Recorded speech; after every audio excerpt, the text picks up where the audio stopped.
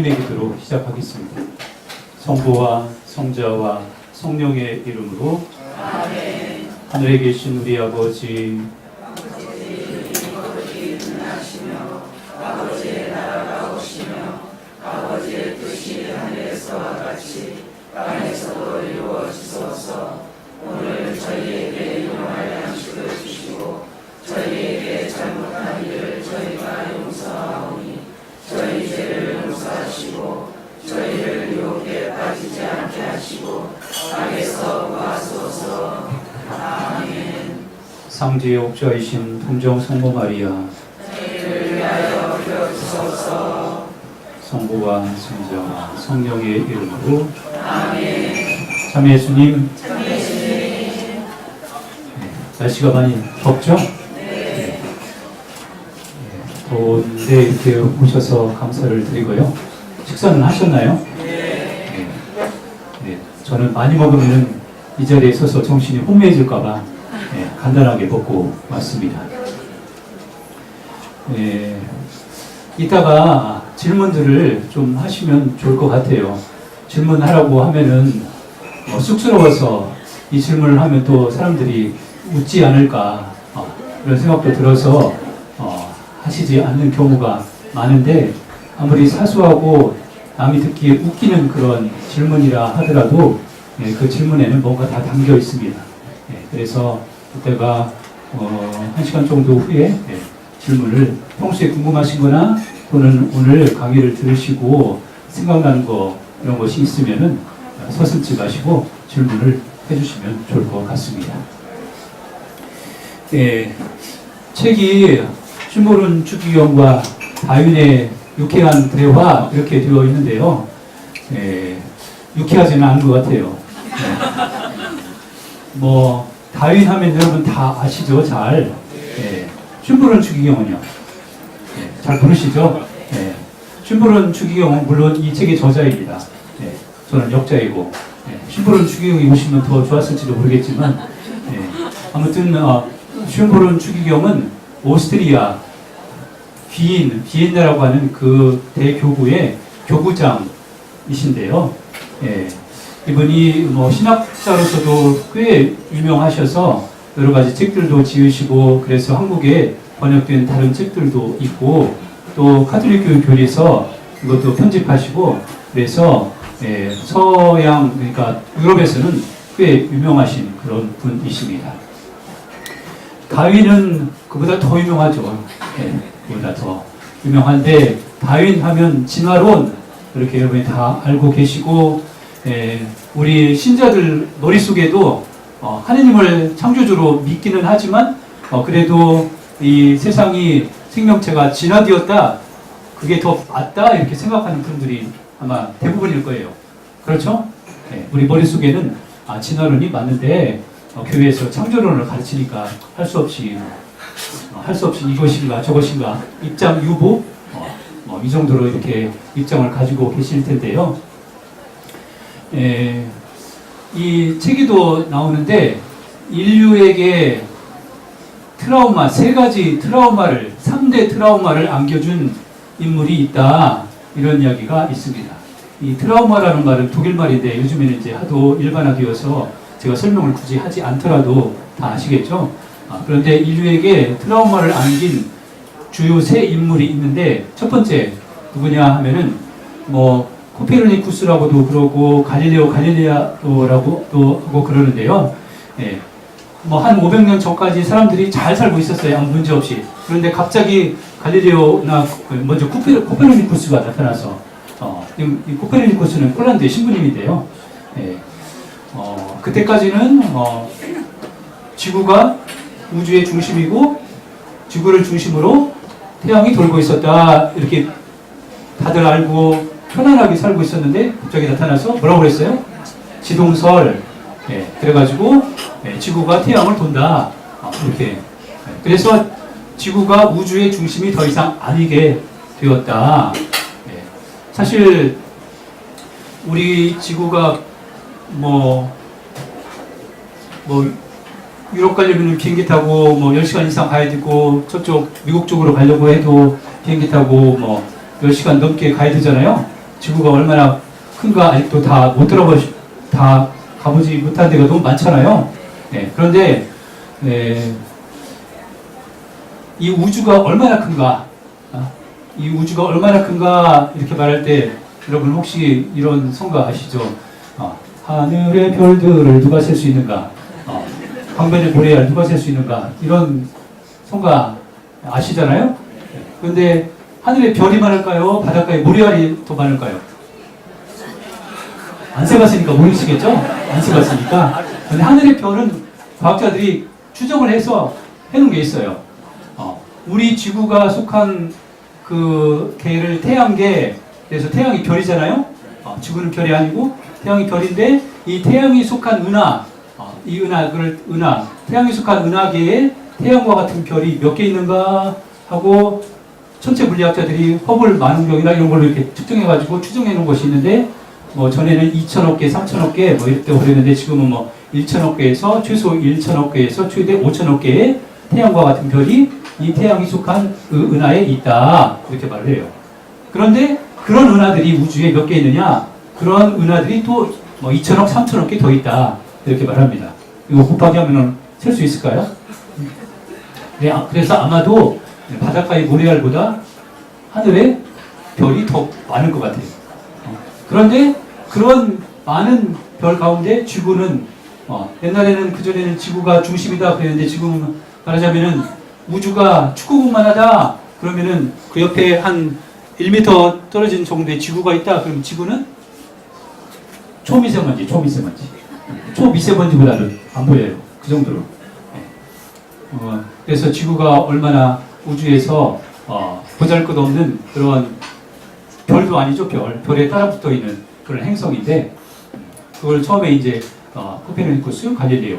그 다음에 두 번째로 인류에게 트라우마를 안긴 인물 이렇게 말하면 두 번째로 꼽는 게 다윈이라고 해요. 다윈은 인류에게 어떤 트라우마를 안겼을까요? 네, 그때까지는 지구가 태양을 돌든지 태양이 지구를 돌든지 뭐 그렇게 큰 문제가 안 돼. 그런데 그때까지 인간이 이 만물의 영장이다.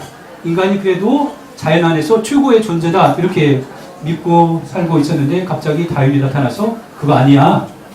뭐예요? 인간은 자연의 일부에 불과하고 또 뭐 단세포 생물에서 이렇게 진화해서 우리 고등생물인 인간이 되었다.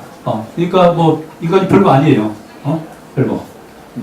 사실 오늘날 생물학자들이 무슨 얘기를 하는가 하면은 침팬지하고 우리하고 유전체 게놈이 98%가 똑같다 이렇게 말합니다. 그러니까 침팬지랑 우리나 별거 큰 차이 없는 거예요. 2% 차이?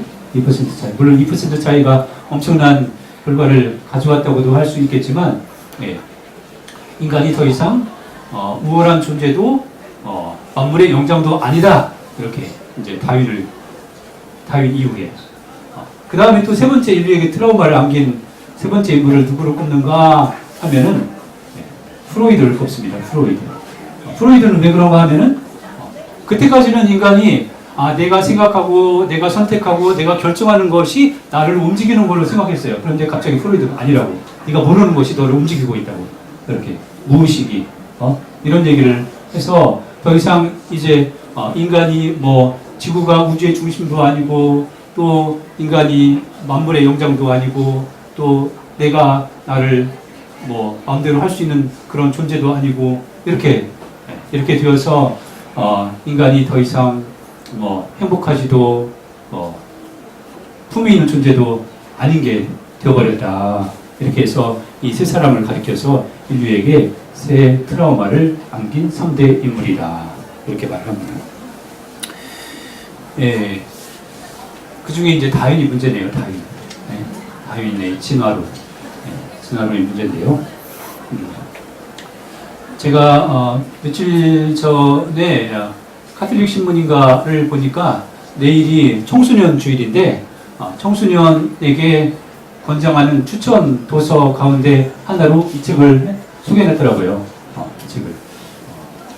사실 아까 수님도 말씀하셨지만 이 책을 제가 번역하게 된 계기는 이병호 주님께서 미리 영어로 읽으시고 이 책을 무엇보다도 진화론에 많이 사로잡혀 있는 우리 청소년들이 읽었으면 좋겠다. 이런 말씀을 하시면서 꼭 번역 좀 해보라고 그렇게 해서 제가 번역을 하게 된 것입니다. 그런데 이 책에 관련된 댓글을 제가 두 가지인가 이렇게 봤어요. 두 가지인가 봤는데 그 댓글에 뭐라고 달리는가 하면은 당초에 무슨 말을 하는지 모르겠다. 그리고 이 책 제목을 보니까 꼭 한번 읽어봐야 되겠다 해서 샀는데 뭐 3분의 1 읽고 엄청 생각하고 또 3분의 1 읽고 생각하고 그랬는데 괜히 샀다. 이런 댓글을 해놨더라고요. 저도 좀 마음이 아팠습니다. 그런데 슌부른 추기경이 이 책을 쓴 것은 뭐냐 하면은 슌부른 추기경이 그 주교자 성당 뒤인에 가면은 스테파노 대성당이라고 하는 주교자 성당이 있는데요. 그 성당에서 일반 신자들을 대상으로 한 교양 신앙 강좌를 9번 한 거를 모아놓은 책입니다. 그러니까 그쪽 신자들은 수준이 우리보다 좀 높은가 봐요.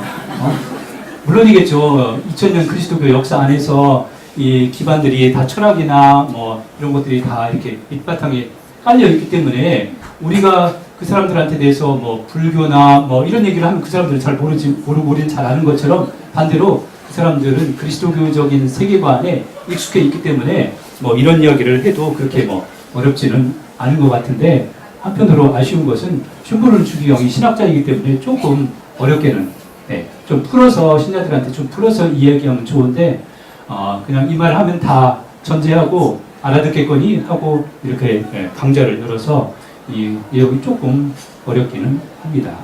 그리고 사실 제가 신학교에서 3학년 학사님들을 창조론을 가르치는데요. 창조론 신학 공부를 조금 다음에야 이 책이 조금 그래도 좀 더 쉽지는 않을까 하는 생각이 듭니다. 그래도 어렵더라도 어려우면 포기하든지 아니면 어디까지 한번 해보나 덤비든지 둘 중에 하나 하겠죠? 여러분 어디 여기 오셨으니까 덤비는 유형에 속하신 것 같아요.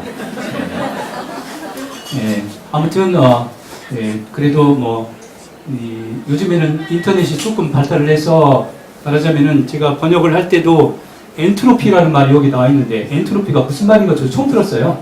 엔트로피 그런 말 이렇게 요즘에는 인터넷에 찾아보면 설명이 조금 그래도 돼 있어요. 그래서 읽다가 이게 무슨 말인지 모르겠다 그러면은 인터넷을 막 뒤져보면은 그래도 좀 이해할 수 있을 거라고 있습니다. 그래서 그렇게 해서 조금씩 이렇게 읽어가시면은 좀 도움이 되지 않을까 하는 생각이 듭니다. 이제 여기까지 들어가는 말인데요.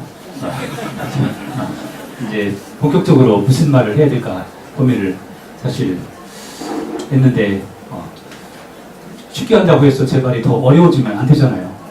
근데 사실 쉽게 하는 게 더 어려워요. 어렵게 하는 게 더 쉽고 과학자들이나 신자들이나 신앙인이 아닌 사람이나 인간이라고 하면은 보편적으로 그리고 원초적으로 가지고 있는 질문이 있다, 물음이 있다 이렇게 말을 할 수 있습니다. 사람이라고 하려면은 기본적으로 원초적으로 누구나 다 이런 질문을 하게 되는데 그 원초적이고 조금 철학적이긴 한데 이 원초적인 질문은 뭔가 하면은 여러분 살면서 뭐가 제일 궁금하시고 뭐가 제일 의문이 드셨나요? 혹시? 가장 원초적인 질문은 있는 것이 왜 있지? 이것입니다. 왜 있는가? 이게 있는 것이 왜 있지? 이게 가장 인간의 원초적인 질문입니다. 있는 것을 가리켜서 뭐라고 그래요? 존재 또는 있는 모든 것을 가리켜서 만물, 만유 또는 뭐라고 그러는가 하면 우주, 세상 이렇게 말을 합니다. 있는 모든 것을. 있는 것이 왜 있는가 라고 하는 것은 신앙인이나 과학자들이나 똑같이 궁금한 거예요. 과학자들도 있는 것을 대상으로 해요. 없는 것은 과학자들은 일단 없는 세계에 대해서는 과학자들은 묻지는 않습니다. 신앙인들은 없는 세계에 대해서도 묻는데 네, 아무튼 있는 거, 세상, 세계, 우주 이것이 왜 있는가? 그래서 이걸 뭐 존재의 수수께끼, 존재의 비밀 이렇게도 말을 할 수 있는데요. 이게 인간의 원초적인 물음이라고 할 수 있습니다. 두 번째 원초적인 질문은 뭐냐 하면은 무슨 질문일까요? 있는 것은 있는데 왜 있는 것은 가만히 있지 않는가? 가만히 있지 않는가? 있는 것은 가만히 있지 않고 어떻게 해요? 있는 것은 변합니다. 변하게 마련입니다. 여러분 10년 전에 나하고 지금의 나하고 다르죠? 생물학자들이 그럽니다. 세포가 조금씩 계속 변하기 때문에 10년 전의 세포, 지금의 나가 가진 세포는 10년 전의 세포 하나도 없다고 해요. 하나도 없다고 그렇게 얘기하더라고요. 그러면 세포가 완전히 10년 전의 세포하고 지금의 나의 세포하고 완전히 다른데 그러면 나는 나가 아닐까요? 아니죠? 네. 그래서 모든 것은 다 변한다. 그래서 이것을 가리켜서 그런데 모든 것은 변한데 있는 모든 것은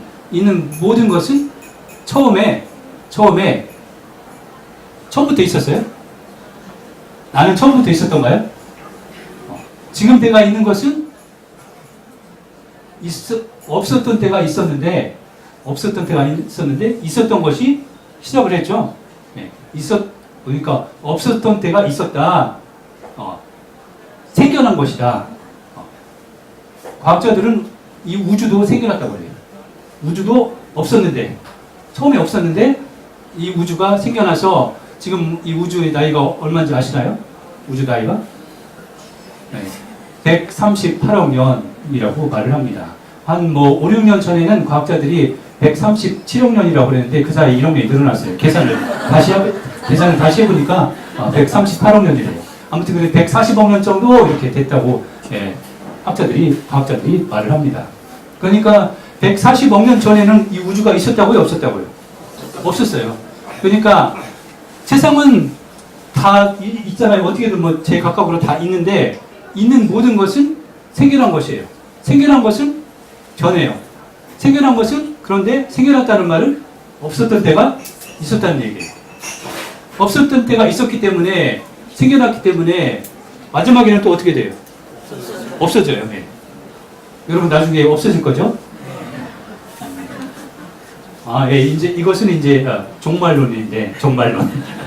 네. 그래서 있는 모든 것은 생성, 변화, 소멸한다. 그래서 뭐 과학자들은 있는 것에 대해서 이것이 왜 생겨났고 왜 변화하는지 하는 그 여러 가지 법칙, 메커니즘, 인과관계, 인과율 뭐 이런 것들을 찾아내려고 하는 사람들입니다. 그러면은 철학자나 신앙인은 뭐를 찾아내려고 할까요? 뭐가 물음이고 뭐가 궁금할까요? 과학자들은 이 있는 것이 어떤 법칙에 의해서 생겨났고 그 인과관계는 원인과 결과는 뭐고 또 어떻게 될 것인가 이런 것에 대해서 여러 가지 법칙이나 뭐 메커니즘 이런 것들을 찾아내려고 하는데 철학자나 신앙인은 있는 것을 가지고 똑같이 바라보는데 뭐를 찾아내려고 그럴까요? 과학자들처럼 똑같이 하지는 않죠? 그것은 과학자들이 해야 하는 일인데 신앙인은 뭐를 묻는가 하면은 있는 것은 왜 있는가, 어디서 왔는가, 어디로 가는가, 있는 것의 의미, 근원, 목적 이런 것들을 묻는 것입니다. 우리 삶에서는 우리 인생에서는 뭐가 더 중요할까요? 뭐가? 내가 어디서 와서 어디로 가는지 이런 것들은 뭐 별로 중요하지 않아. 나는 세포가 10년 전에 나의 세포가 어떻게 되었고 그 다음에 이제 나중에 조금 지나면 줄기세포가 발달할 거니까 그 줄기세포를 어떻게 해서 나의 어떤 부분을 고치고 뭐 이런 그런 쪽에만 관심을 가지고 살면은 그것으로 인생이 행복하고 충분할까요? 사실 인생의 삶의 의미를 찾지 못하면은 그 사람은 살 수가 없습니다. 그래서 있는 것의 의미와 근원과 목적을 묻는 것이 우리 신앙인의 관심사이다. 이렇게 말을 할 수 있습니다. 과학자들이나 신학자들이나 궁금해하는 것은 세상이에요. 세상. 있는 거. 만물. 있는 것이에요. 그런데 방법이 접근하는 방법, 이제 묻는 궁극적인 묻는 목적도 다르지만 접근하는 방법도 달라요. 접근하는 방법. 과학자들은 만물에 대해서 어떻게 접근하는가 하면은 뭐 제가 자연과학을 전공하지 않아서 잘 모르긴 하지만 자연과학자들은 어떻게 문제를 풀어가요? 어떻게? 관찰하고 실험하고 그것을 증명해내고 그렇게 해서 어떤 가설을 세우고 그 가설을 세운 것을 다시 반복해서 실험하고 그래서 그것을 일반화시키고 그래서 이론이라고 만들어내는 것입니다. 그런 방법을 통해서 생명 현상에 대해서 생명체가 인간이 어떻게 생겨나는가 라고 하는 것에 대해서 다윈 이후에 자연과학자들은 여러 가지 뭐 관찰하고 뭐 화석이나 이런 것들을 발견해내고 이런 걸 통해서 말하자면은 생명 현상에 대한 가장 최고의 이론, 이제 가설 수준을 넘어서 최고의 이론으로 자리 잡은 것이 뭐냐 하면은 진화론이라고 하는 것입니다. 진화론. 그래서 진화론은 생명 현상에 대한 가장 일반적인 생명 현상을 설명하는 가장 보편적이고 일반적인 이론이다. 이렇게 말을 할 수 있습니다. 2009년도가 다윈 탄생 200주년, 다윈의 무슨 책 유명해요? 종의기원 출간 150주년 이렇게 해가지고 2009년도에 다윈 열풍이 전 세계적으로 불기를 했었는데요. 아무튼 다윈 이후에 생명 현상을 설명하는 가장 최고의 이론. 다윈도 그 종의기원 마지막에 그런 말을 했다고 그래요. 내가 한 이 설명이 이 생명 현상에 대해서 설명하는 최고의 이론이라고 자부한다. 이것을 뛰어넘는 이론이 나오면은 나는 내 이론을 포기할 거다. 이렇게 말을 했다고 그럽니다. 거기에 이제 그 이론은 안 나왔다고 할 수 있기 때문에 다윈의 자부심이 거기에 배어 있다고 할 수 있겠죠. 신학적인 방법은 어떻게 접근하는가 하면은 계시 진리, 그러니까 하나님께서 알려주신 것들이 있어요. 그것을 계시 진리라고 그러는데 계시 진리, 그 계시 진리를 바탕으로 교회가 가르치는 거 이런 것들을 숙고하고 생각하고 그럼으로써 세상에 대해서 궁금증을 풀어가는 것, 이것이 신학이 하는 그런 방법이라고 할 수 있습니다. 그런데 여기서 공통점은 자연과학자들이나 신학자들이나 신앙인이나 자연과학적인 방법을 써서 세상을 탐구하는 사람들이나 똑같은 공통점은 무엇인가? 제가 물었으니까 제가 대답해야죠. 여러분 대답을 안 하니까. 똑같이 다 이성을 사용한다라는 것입니다. 신앙인도 이성을 사용한다. 세계에 대해서 부를 때. 과학자도 이성을 사용한다. 보통 우리는 신앙인은 맹목적이고 이성을 사용하지 않는다. 신학자는 이렇게 생각하는데 아니에요. 둘 다 이성을 사용해요. 이성을 사용해서 숙고한다 이런 것도 다 이성적인 방법이잖아요. 그래서 과학자들도 또 신앙인들도 다 세상에 대한 그 똑같은 대상을 놓고 궁금해하는데 접근하는 방법은 다 이성을 사용하는 것입니다. 이성을. 과학자들은 이성을 사용해서 이성적인 방법을 사용해서 관찰하고 증명하고 실험하고 이런 방법을 사용하고 신학자들은 이성으로 하느님의 어떤 계시 진리를 계속 이렇게 숙고하고 반성하고 이렇게 해서 이성을 사용하는 것입니다. 그런데 창조신앙에서는 인간이 이성을 사용하는 이유는 왜 이성을 사용하는가? 그리고 자연과학자들이 이성을 사용해서 자연 안에 담겨있는 법칙들을, 이런 법칙들을 발견할 수 있는 근거, 이유가 무엇인가? 이렇게 물으면은 창조신앙 안에서는 세상이 로고스를 통해서 로고스 안에서 로고스를 목적으로 이게 삼중인데요. 로고스 안에서 로고스를 통해서 로고스를 향하여 창조되었다. 그렇기 때문이다. 이렇게 말합니다. 무슨 말인가 하면은 로고스라는 말이 히란 말인데요. 이 로고스라는 말이 엄청 여러 가지 말로 번역될 수 있는데 교회 안에서는 로고스 말씀이라고 번역됩니다. 말씀이 누구예요? 성자 예수 그리스도. 그런데 일반 어떤 언어로는 뭐 이성, 뭐 이런 합리성, 뭐 이런 것도 다 로고스라고 로고스라는 말에 다 들어가 있습니다. 그러니까 하느님께서 세상을 창조하실 때 로고스를 통해서 로고스 안에서 로고스를 마지막 목적으로 해서 이렇게 창조되었기 때문에 만물 안에 로고스의 씨앗들, 로고스의 흔적들이 다 흩어져 있다 이렇게 말합니다. 만물 안에 자연 안에 흩어져 있는 로고스의 흔적이 뭐냐 하면은 과학자들이 발견해내고 싶어하는 법칙, 연관성, 인과관계 이런 거예요. 이런 거. 이런 것이 자연 안에 이미 흩어져 있어요. 왜? 로고스를 통해서 창조되었기 때문에 로고스의 흔적이 거기에 다 반영되어 있기 때문에 로고스의 흔적이 다 반사되어 있기 때문에 이 로고스의 흔적을 가장 많이 반사하는 존재가 누구냐? 그러면은 이성적인 존재인 인간. 인간이 자연 안에서 로고스가 말하자면 IQ가 제일 높죠. 네, 인간이. 네, 그래서 로고스를 가진 인간이 자연 안에 흩어져 있는 로고스를 탐구해내고 그 로고스의 흔적들을 찾아낼 수 있는 것은 누구를 닮았기 때문에? 로고스를 닮았기 때문에. 그 말씀을 닮았기 때문에. 네, 그렇다 이렇게 말합니다. 그러니까 다시 말하면은 뭐 자연과학자들이나 철학자들이나 신학자들이나 궁금한 세상을 향해서 묻고 질문하고 탐구하고 그러는데 공통점은 다 둘 다 이성을 사용한다라고 하는 것입니다. 이성을 사용한다.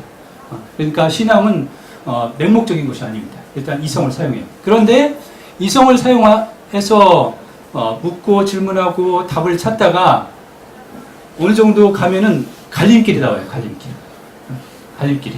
그래서 이 갈림길에서는 그러니까 갈림길에서는 그 너머로 갈 것인가 아니면 여기까지만 하고 말 것인가 하는 그런 갈림길이에요. 그 이성을 쭉 사용하다가 이성의 마지막 도착 지점에 딱 도달하면은 이성으로는 알 수 없는 세계가 나와요. 이성으로는 알 수 없는 그 너머의 세계. 그 너머의 세계에 대해서는 어떻게 해야 될까요? 이성으로 막 이렇게 탐구하다가 마지막 그 도착점 벽에 딱 갈림길에 딱 도착하면은 거기에서 취하는 태도는 어떤 태도일까요? 거기서 그만두든지 그 너머로 넘어가든지 이 두 가지 태도예요. 그래서 그 너머에 대해서는 나도 몰라. 이성적으로 이 답변이 안 되기 때문에. 그러면 어떻게 해야 돼요? 믿어야죠. 믿는다라고 이렇게 말하는데 그것이 신앙이다 이렇게 말하는데 신앙이라고 하는 것은 뭐냐? 이성적인 탐구를 배제하는 것이 아니라 이성적으로 탐구하다가 그 너머에 대해서는 나도 모르겠지만 그쪽으로 자기 자신을 던지는 거예요. 신앙은 귀의한다 이런 말도 하는데 그쪽으로 귀의하는 거예요. 내가 그거에 대해서 그쪽 너머의 세계에 대해서 내가 알면은 신앙이 아니죠. 믿는 것이 아니죠. 나를 그쪽으로 던지는 것이 아니죠. 그래서 내가 모르는 미지의 세계이지만 그쪽으로 믿고 나쁘지 않을 거라고 믿고 그쪽으로 나를 던지는 거, 그쪽으로 귀의하는 거 이것을 가리켜서 믿는다, 신앙이다 이렇게 말을 합니다. 그러면은 과학자는 자기 이성을 사용해서 세상을 탐구하고 생명 법칙을 탐구하고 그러다가 그 자기가 모르는 한계가 과학자에게는 있을까요? 없을까요? 천체 물리학자들이 우주의 비밀에 대해서 지금 많이 지금 찾아냈는데요. 우주의 비밀에 대해서 지금 발견한 것은 학자들이 6%인가 8%인가 그것밖에 안 된다고 그래요. 지금까지 이렇게 찾아냈어요. 예, 그래서 어떤 과학자는 자기 양심과 학자적인 어떤 노력에 따라서 열심히 세상을 탐구하고 이 세상의 어떤 그 자연의 법칙들을 발견하고 그러다가 그 너머의 하느님에 대해서는 나는 과학자로서는 나는 여기까지만 할 테니까 그 너머의 세계에서는 나는 모르겠다. 있는지 없는지 모르겠다 하고 포기할 수도 있어요. 있는 그 너머의 세계에 대해서 있는지 없는지 모르겠다라고 하는 태도를 가리켜서 뭐라고 그러는가 하면은 불가지론 이렇게 말합니다. 불가지론. 말하자면은 하느님이 계시다고도 말할 수 없고 하느님이 없다고도 말할 수 없다. 그 이성으로 탐구할 수 있는 그 너머의 세계에 대해서는 나는 뭐라고 말을 할 수가 없다. 이렇게 말하는 것이 불가지론이라고 말하는데요. 다윈이 말년에는 이 불가지론을 견지했다. 불가지론적인 입장을 가졌다. 이렇게 말을 합니다. 다윈이 성공이 신부가 되기 위해서 신학도 공부했어요. 신학도 공부하고 그런데 이제 나중에 신학은 포기하고 이제 자녀가 10명 있었는데 3명인가를 잃었대요. 그래서 자녀를 잃었을 때 무신론자가 되었다 이런 얘기도 있고 나중에는 이제 불가지론자가 되었다 이런 말도 합니다. 자연과학자도 그 갈림길에서 신앙인이 될 수 있어요, 없어요? 신앙인이 될 수 있죠. 충분히 자연과학자이면서도 그 너머의 세계에 대해서는 자기 자신을 귀유하고 던질 수 있습니다. 그래서 신앙인인 자연과학자도 충분히 가능하고 실제로 많이 있죠. 이렇게 그 갈림길 너머에 대해서는 미지의 세계이기 때문에 나를 던진다, 그것이 신앙이다 이렇게 말을 하면은 그것이 맹목적이고 터무니없고 비합리적인 것인가 이렇게 부르면은 그것이 더 삶에서 중요하고 더 합리적이고 인생에서 무엇보다도 중요하다 이렇게 말을 할 수가 있습니다. 뭔 말인가 하면 이성을 사용해서 관찰하고 증명하고 하는 그런 어떤 진리들 말고 그렇게 안 되는 중요한 것들이 있어요. 증명이 안 되는 뭐가 있을까요? 우리 삶에서 이거를 말하자면은 투신적 인식 이렇게도 말을 할 수 있는데요. 투신적 인식, 우정, 사랑, 희생 이런 것들은 관찰하고 증명하고 이렇게 해서 이것이 진리다 아니다 이렇게 할 수 있는 것이 아니에요. 자기가 그러니까 내가 너를 안다 이렇게 말할 때 너를 안다는 것은 내가 상대방을 사랑하고 그래서 너를 안다 이렇게 말할 때 그 상대의 그 속마음을 전부 다 내가 다 알기 때문에 그렇기 때문에 다 이해하기 때문에 너를 사랑하고 그런가요? 10길 물속은 알아도 사람 한길 속은 모른다 그러잖아요. 옆에 한길 사람 속을 알면 사실 큰일 나요. 내 마음을 다 들키면은 옆 사람한테 내가 그 사람을 어떻게 쳐다보고 살겠어요. 네. 그래서 어느 정도 감추고 있으니까 옆 사람이 나의 속마음을 제대로 모르니까 그래도 함께 살 수 있는 것입니다. 네. 그러니까 너무 다 알려고 하지 마세요. 네. 그래서 내가 너를 안다, 너를 사랑한다. 그것은 너에 대해서 속속들이 다 알기 때문에 그런 것이 아니라 모르는 것이 많지만 내가 너한테 나를 던진다. 너 쪽으로 나를 이동한다. 너 쪽으로 간다. 이런 거예요. 이런 것을 가리켜서 투신적 인식 이렇게 말을 할 수 있는데 우리 삶에서는 그것이 훨씬 더 계산적으로 계산하고 하는 그런 것들보다 훨씬 더 중요한 거예요. 그게 없으면은 우리 삶에 의미가 없고 어떻게 살겠어요? 맨날 개석이 두드리고 그래서 증명하고 이렇게 해서 그렇게 해서 삶이 다 행복하고 유지가 되나요?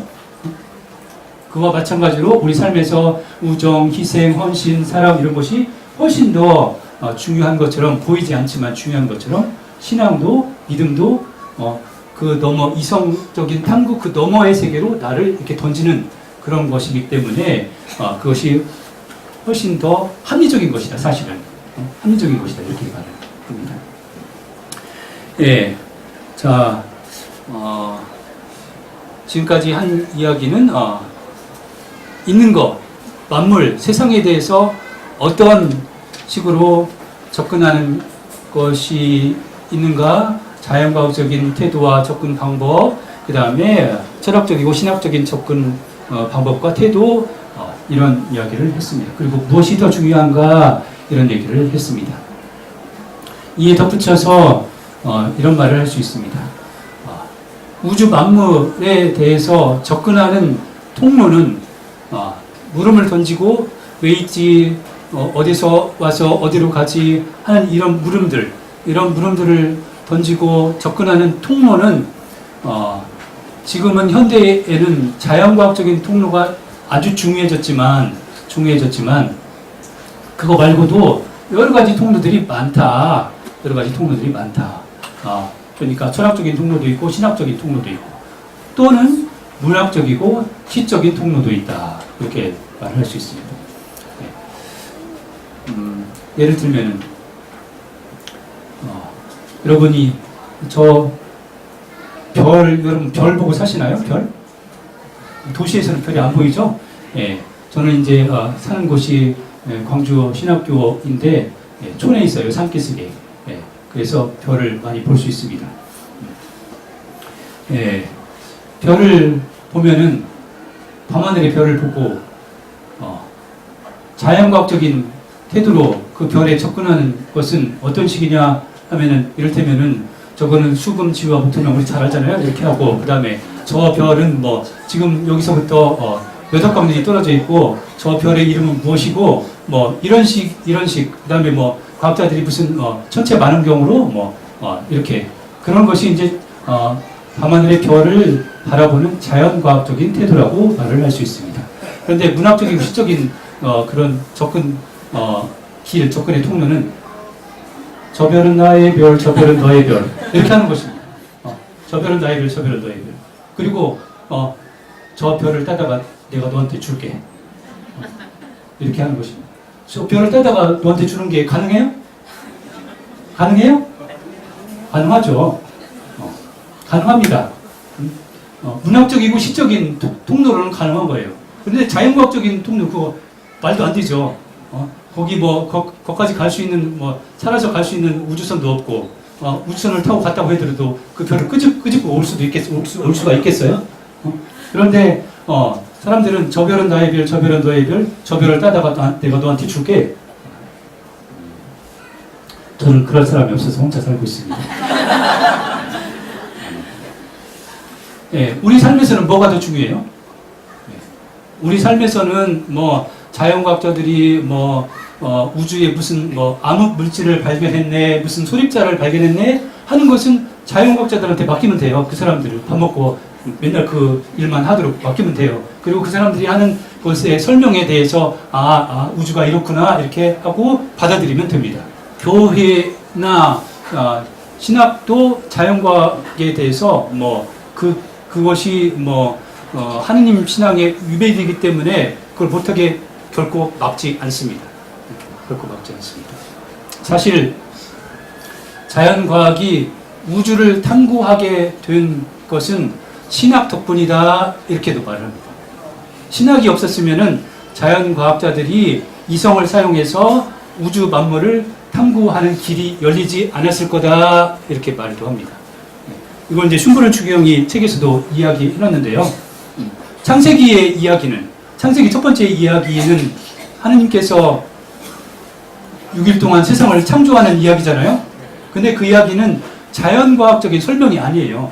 자연과학적인 설명이 아닌데 아무튼 그 얘기는 무슨 얘기를 하고자 하는가 하면은 여러 가지가 있는데 그 중에 한 가지는 뭐냐 하면은 하느님께서 첫날 뭐를 만들고 둘째 날 뭐를 만들고 했다는 그 얘기는 하느님께서 실제로 6,000년 전에 오늘은 이렇게 창공을 만들고 그 다음 날은 해를 만들고 이렇게 했다는 이야기가 아니라 그러니까 자연과학적인 설명, 역사적인 설명이 아니라 그 이야기가 하고자 하는 몇 가지가 있는데 그 중에 한 가지는 뭐냐 하면은 너희가 지금 보는 저 별, 태양 이런 것들은 다 만들어진 거다.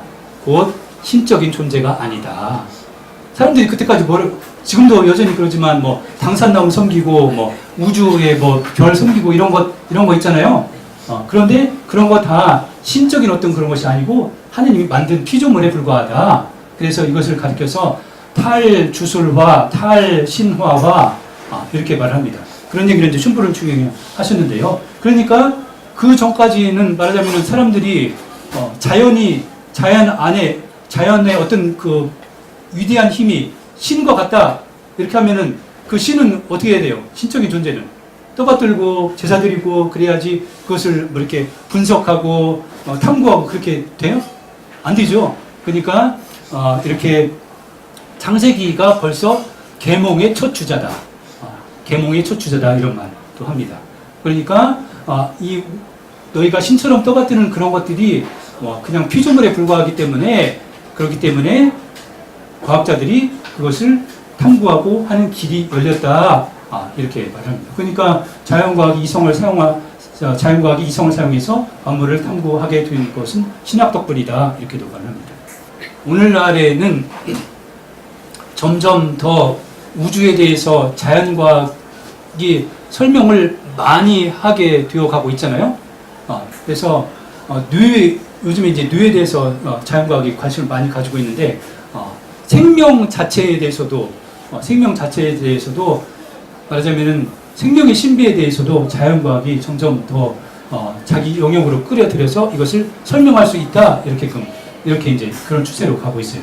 그래서 슌프론 추경의 책에도 나와 있습니다만 세상에 대해서 자연과학의 설명을 점점 많이 하게 되어 가면은 그러면은 종교나 신앙이 담당하는 그 역할은 그 영역은 점점 줄어들고 그래서 나중에는 결국에는 설 자리가 없게 되는가 서로 영역 싸움인가 이런 질문을 합니다. 점점 그렇게 되겠죠?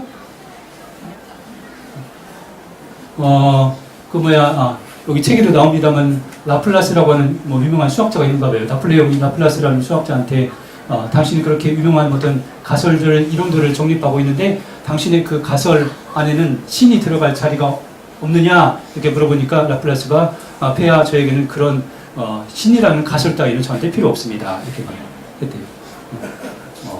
그러니까 자연과학이 점점 더 많은 것들에 대해서 설명을 잘 해가고 있고 사람들이 그것에 대해서 점점 더 많이 받아들이고 있는데 그렇게 되면 이제 시간이 갈수록 종교의 영역, 신학의 영역은 하느님의 영역은 점점 줄어드는 영역 싸움인가 이런 그렇게 되면 이제 저 같은 사람은 큰일 나겠죠. 자 다시 이야기하지만 자연과학자들이 하는 그 역할에 대해서 교회가 충분히 인정하고 막지 않습니다. 하느님 그러니까 로고스의 이성을 사용하는 것이기 때문에 그런데 교회나 신학은 무엇을 추구하는가 하면은 아까도 말했던 것처럼 의미, 그다음에 근원, 목적, 그다음에 전체성 이런 것들을 계속해서 추구하는 것입니다. 전체성이라고 하는 것은 부분에 대한 설명이 모인다고 해서 전체가 그것을 다 모아놓으면 전체에 대한 설명이 되는 것이 아닙니다. 그것은 차원이 또 다른 거예요. 그래서 차원이 다른 이야기를 계속 할 수밖에 없다. 그리고 또 덧붙여서 사실 자연과학의 많은 발견에는 교회의 공헌도 큽니다. 교회 특별히 아까 말한 지동설, 천동설 할 때 그것에 코페르니쿠스적 전환 이런 말 쓰잖아요. 뭔가 획기적으로 완전히 바뀐 것을 가리켜서 코페르니쿠스적 전환. 그래서 지동설에서 천동설로 바뀐 것이 완전히 바뀌었기 때문에 그거를 처음에 주창한 사람이 누구라고요? 코페르니쿠스. 그래서 코페르니쿠스적 전환 이렇게 말하는데 코페르니쿠스는 폴란드의 신부였고 오늘날 우리 인간 삶에 가장 큰 영향을 미치는 것이 진화 생물학, 생물학이라고 할 수 있습니다. 유전자 가위 이런 것들. 그런데 이 유전 생물학 이런 쪽에 시초의 그 길을 터서 그것을 가능하게 한 사람은 누군가 하면은 누굴까요? 멘델이. 그리고 멘델이 누구냐 하면은 이 사람은 아우구스티누스의 수사 신부예요. 이 사람 뭐 했느냐 하면 맨날 수도원 밭에다가 강낭콩 심어가지고 따가지고 기록해가지고 빨간 강낭콩, 파란 강낭콩, 쭈글쭈글한 강낭콩, 매끈한 강낭콩 이렇게 해가지고 수도원 밭에다가 맨날 그 짓만 하고 있었어요. 그래가지고 그거 이렇게 따다가 이렇게 어떻게 됐고 또 따다가 그 다음에 어떻게 해서 어떻게 되고 이렇게. 그래서 이 멘델이 없었으면 오늘날 그 유전학이 발달을 할 수가 없었어요. 그 길을 턴 사람이에요. 길을 턴 사람. 이게 이제 지금은 뭐 하느님의 영역까지도 도전할 만큼 그렇게 되었는데, 아무튼 그리고 또 우주가 어떻게 생겨나는가 이렇게 말할 때 천체 물리학자들은 처음에는 없었는데 특이점이 있었다. 특이점은 크기가 0점이라고 그래요. 크기가 0인데 거기 에너지가 무한대다. 그런 게 가능할까요? 크기는 없는데 에너지는 없고 공간과 시간이 없는 거예요. 공간과 시간도 생겨난 거예요. 공간 시간도 생겨난 거예요. 공간 시간도 생겨난 건데 처음에는 공간 시간이 없는 특이점, 근데 에너지는 무한대에 있었는데 그것이 조금 지나서 빅뱅 대폭발해가지고 이 우주가 140억 년에 138억 년의 역사를 가진 이 우주가 생겨났다. 이런 것이 이제 오늘날 과학자들이 일반적으로 받아들이는 우주 진화의 일반적인 이론입니다. 그런데 거기에 또 기여한 사람이 블란시에 르메트르라는 신부님이에요.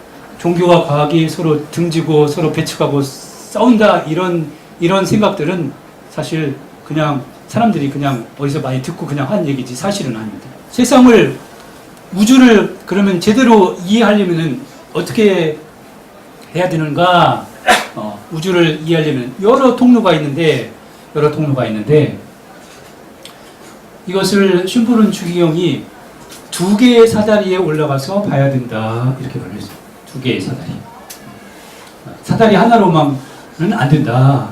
그래서 하나의 사다리는 다윈의 사다리, 또 하나의 사다리는 야곱의 사다리 이렇게 말했어요. 야곱의 사다리 아시죠, 여러분? 예. 뭐 창세기에도 뭐 나오지만 예수님께서도 사람의 아들이 있고 거기 천사들이 사람의 아들을 오르내리는 것을 너희가 보게 될 것이라는 복음 말씀도 있어요.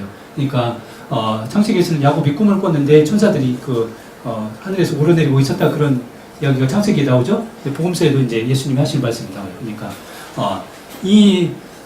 신앙의 사다리하고 일반 자연과학의 사다리하고 이 2개의 사다리를 함께 놓고 올라야 존재의 수수께끼 만물의 신비에 대해서 접근할 수 있다. 더 전체를 볼 수 있다. 이렇게 말을 합니다. 그러니까 이 2개의 사다리로 올라야 된다. 여러분은 다 신앙인이니까 2개의 사다리로 오르시죠? 2개의 사다리가 필요하다고 인정하시죠? 네. 물론 그러니까 아까도 처음에 말씀드렸던 것처럼 우리 신앙의 머릿속에도 진화의 사다리, 다윈의 사다리가 더 맞는 것이 아닌가? 특별히 창조 이야기와 관련해서는 진화론이 더 맞지 않는 것이 아닌가 이런 생각을 하고 있죠. 이와 관련해서 진화론의 요점, 진화론의 핵심은 뭘까요? 진화론의 핵심은 인간이 원중에서 인간이 되었다, 이게 진화론의 핵심일까요?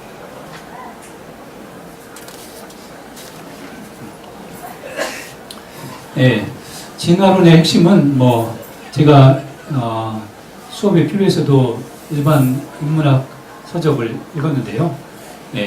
이런 얘기를 하더라고요. 진화론의 핵심은 4가지 요점이 있는데 변이가 일어난다. 우리 변이를 돌연변이 이렇게 말하는데 나쁜 것이든 좋은 것이든 아무튼 뭐가 이렇게 변화가 일어나는 걸 변이가 일어난다. 그런데 그 변이가 그 세대에서만 그치면 안 돼요. 그러면은 그 진화가 이루어질 수가 없어요. 그 변이가 대물림돼야 돼요. 유전돼야 돼요. 유전이 되고 그 다음에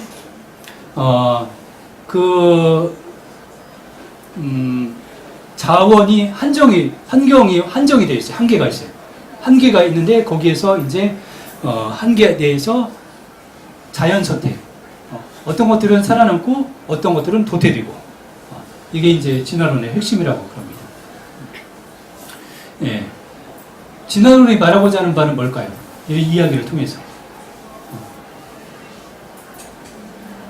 이야기를 통해서 말하고자 하는 바는 뭐냐 하면은 아까도 이야기했던 것처럼 모든 것은 변화해 왔다. 모든 것은 변한다. 그거예요. 그거죠? 예. 뭐 진화의 법칙이 어쨌든지 간에 모든 것은 변화해 왔고 모든 것은 변한다. 이거예요. 그리고 그 변화의 과정에서 그 전에 없던 새 것이 출현한다. 그렇게 말합니다. 생명체 무기질에서 생명체가 생겨나는 것은 무기물질하고 생명체하고는 차원이 완전히 다른 거잖아요. 그래서 새 것이라고 할 수 있어요. 생명체는 새 것. 뭐 최초의 생명체가 단세포 생물이라고 안다 하더라도 그 단세포 생물과 철이나 이런 무기물하고는 완전히 다른 차원의 이제 새 것이라고 말할 수 있어요. 그 다음에 뭐 변화해서 새 것이 출현한다 이렇게 말할 때 또 뭐가 새 것이라고 말할 수 있을까요? 이 출현 진화의 과정에서 뭐가 완전히 이전과는 다른 새 것? 뭐가 새 것이라고 여러분 나도 새 것이죠? 나도 인간도 그 이전과는 다른 어떤 새 것의 출현이다 이렇게 말할 수 있습니다. 최종적인 새 것의 출현은 신학적으로는 최종적인 새 것의 출현은 그리스도의 출현입니다. 그리스도의 출현이 그리스도는 그 이전에 없던 존재입니다. 그 이전에 없던 존재. 그래서 새 것의 출현인데 아무튼 진화론은 이렇게 변하고 뭔가 새 것이 출현하고 그 다음에 상승 과정을 거친다. 상승 과정. 상승 과정이라고 하는 것은 뭐냐면은 진화라는 말 자체가 에볼루시온 그러니까 그 말 자체가 뭔 말인가 하면은 단순한 것이 복잡한 단계로 이렇게 분화한다, 퍼진다 그런 말이래요. 그러니까 단순하고 뭐 단세포고 이런 것이 복잡하고 고등의 어떤 것으로 이렇게 올라가는 거 이런 이야기를 합니다. 이런 이야기를 하는데요. 그런데 그래서 아무튼 생명 현상에 대해서는 이 진화론의 설명이 오늘날 가장 말하자면은 실험으로 증명되고 뭐 물론 그 미싱 링크스라고 해서 미싱 링크스가 뭐예요? 빠진 연결고리라고 해서 그런 것들이 화석 이렇게 찾다 보면은 빠진 연결고리들이 있어요. 인간의 그 출현에서도 인간이 어디에서 이렇게 왔는데 거기 빠진 고리들이 있어요. 그 고리들을 찾으려고 이제 계속 노력을 하는데 뭐 빠진 고리들도 있고 뭐 여러 가지 이제 한계점들도 있는데 그럼에도 불구하고 지금 오늘날에는 진화론이 생명 현상을 설명하는 가장 보편적이고 일반적인 이론입니다. 그런데 이 이론을 확대시켜서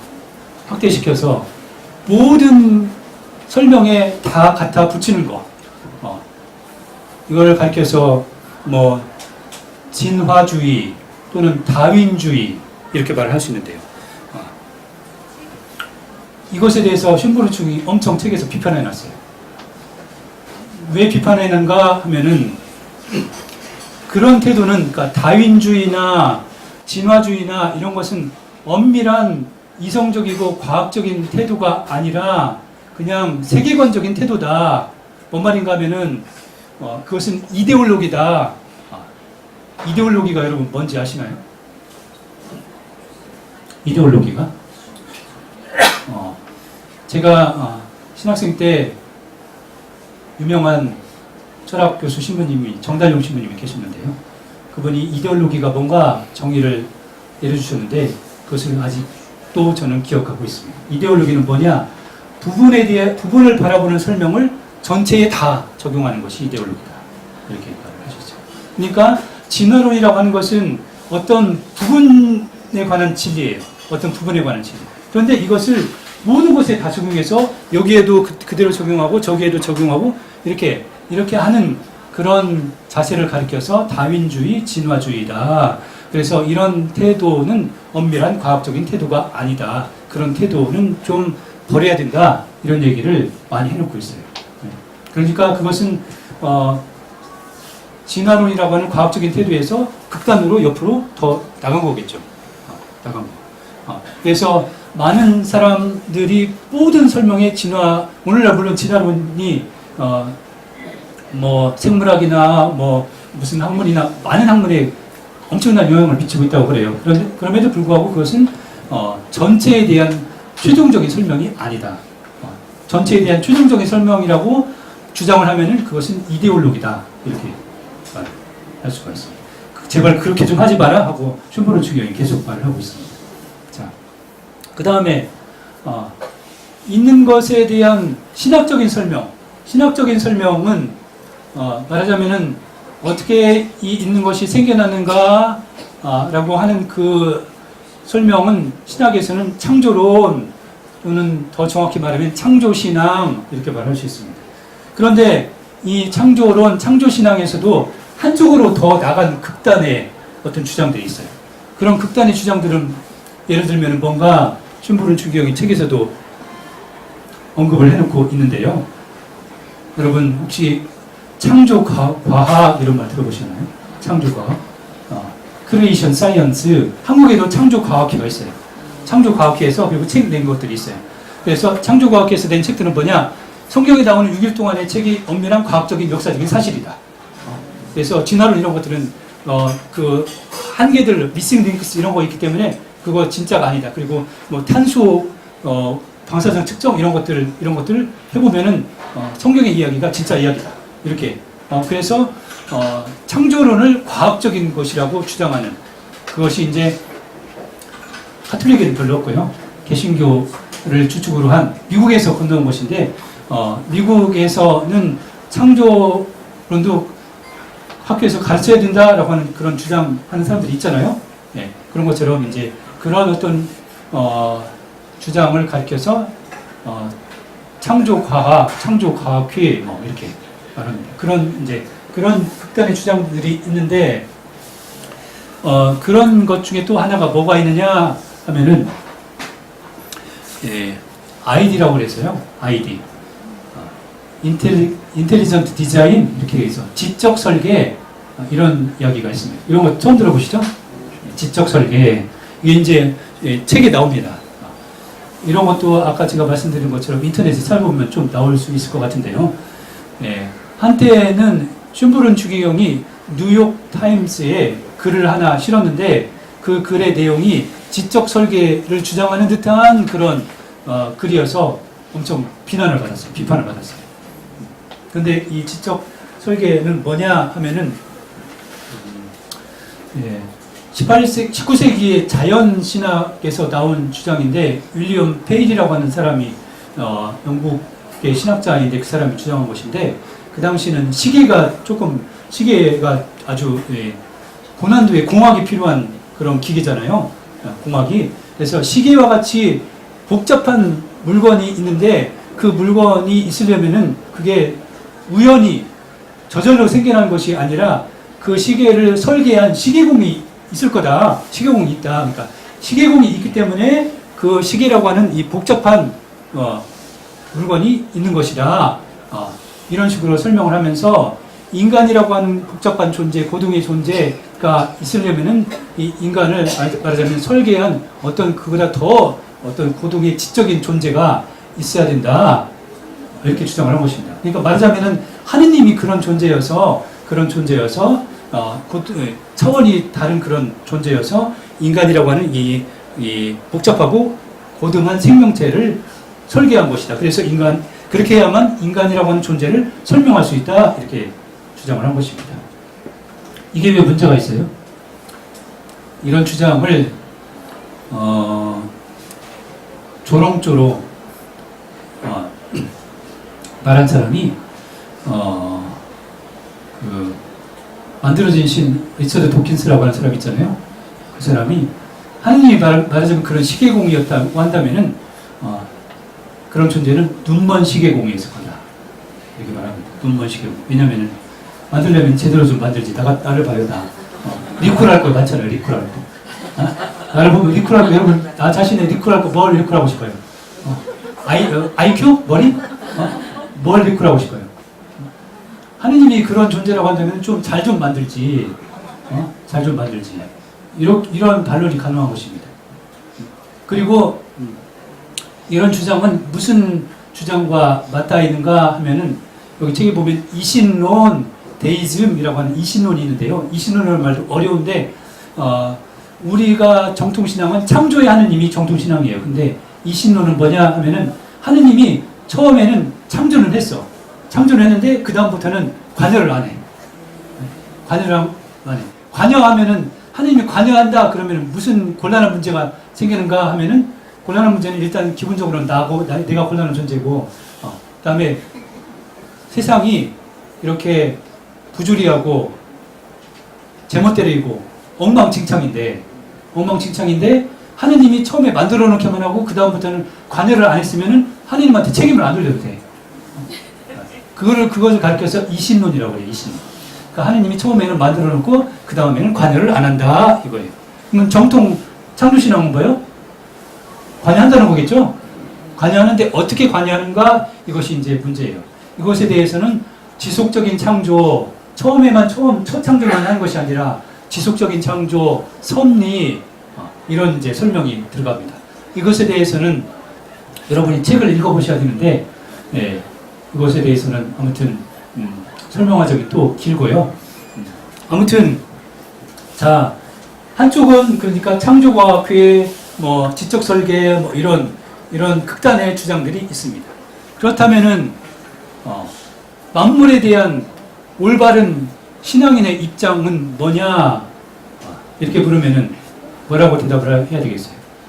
있는 것에 대한 우주에 대한 신앙인의 올바른 입장, 올바른 신앙의 대답은 뭐냐 이렇게 말하면은 한마디로 말하면 창조신앙, 올바른 창조신앙 이라고 말할 수 있습니다. 자, 그러면은 올바른 창조신앙의 내용이 뭐냐 이제 이거를 말해야 되는데요. 시간이 어떻게 됐나요? 네? 3시 8분이요? 1시간이 넘었군요. 이제 올바른 창조신앙에 들어갔는데 지금까지는 올바른 창조신앙의 내용에 들어가기 위한 어떤 안내였는데 물론 이걸 알아야 이 책을 읽기에 여러분이 수월하겠죠. 그래서 올바른 창조신앙의 내용은 이 책을 보시면 돼요. 이 책을 보시면 되고 이제 정통 그래도 조금 더 요약하는 것은 카톨릭 교회에서 이런데 이제 요약을 해놨어요. 요약을 해놨는데 이제 슌보른 추기경이 이제 2장부터 올바른 창조신앙의 내용은 무엇인가 이렇게 쭉 이렇게 설명을 해놓고 있습니다. 예, 한 가지만 이야기하면 올바른 창조신앙의 첫 번째 요점은 뭐냐? 올바른 창조신앙의 첫 번째 요점은 뭐냐? 이렇게 말을 하면 뭘까요? 올바른 창조신앙의 첫 번째 내용. 엄청 쉬운데 올바른 창조신앙의 첫 번째 내용은 하느님은 창조주시고 만물은 피조물이다. 하느님은 피조물이 하느님은 이거 이단인데 그때 하느님은 창조주시고 만물은 있는 모든 것은 피조물이다. 달리 말하면은 하느님은 피조물이 아니시고 피조물은 하느님이 아니다. 그 얘기도 돼요. 자, 만물이 피조물이다라는 말이 뭔 말이냐? 뭔 말일까요? 만물이 피조물이다. 있는 모든 것이 나를 포함해서 세상이라고 하는 것이 다 피조물이다라는 말은 뭔 말일까요? 만들어진 거다. 아까 말했던 것처럼 없었는데 생겨난 거다. 그 다음에 없어질 거다. 변한다. 이런 거예요. 그리고 또 가장 중요하게는 자기가 생겨난 그 근원, 자기가 생겨난 그 근거와 근원이 자기 안에 있지 않다 이거예요. 자기 안에 있지 않다. 자기 힘으로 생겨난 거 아니에요. 물론 자연과학자들은 세포의 자기 조직화 이런 얘기를 해요. 그러니까 생명 현상도 세포가 저절로 뭔가 이렇게 조직화해서 생겨난 것이 아닌가 이런 얘기를 지금 막 하려고 그래요. 그런데 만물이 변하고 만물 안에 무슨 법칙이 있고 생겨나고 이런 것들의 그 근거, 최종적인 근원은 자기 안에 있지 않아요. 자기 안에. 그래서 그 최종적인 근거와 목적이 그럼 어디 있어? 어디 있어요? 자기 밖에 있어요. 자기 밖에 있는 거, 자기 밖에 있어야 되는데 그 자기 밖에 있는 것은 만물에 속하면 안 돼요. 만물에 만들어진 것에 속하면 안 돼요. 생겨난 것에. 생겨난 거에 속하면은 그것은 또 그 자기 안에 또 근거를 가지고 있어야 되잖아요. 근데 아니라고요. 그러니까 만물이 생겨난 그 근거와 목적이나 이런 것은 자기 안에 있지 않고 밖에서 주어져야 되는데 그 밖에서 주어지는 것은 만물의 그 근거가 되면서도 만물 밖에 있어야 돼요. 뭔 말인지 아시겠죠? 그래서 만물을 초월한다. 있는 것을 초월한다. 그래서 우리가 신앙으로 다시 말하자면은 하느님이 만물을 만드신 거다. 곧 만물의 근거는 하느님이시다. 피조물이 아닌 하느님이시다. 이렇게 되는 거예요. 그래서 창조신앙의 가장 올바른 요점의 출발점은 하느님을 창조주로 믿는 거예요. 창조주. 곧 만물의 근원으로 믿는 거예요. 만물의 근원으로. 피조물은 그래서 하느님을 그렇게 만물의 근원으로 믿을 때만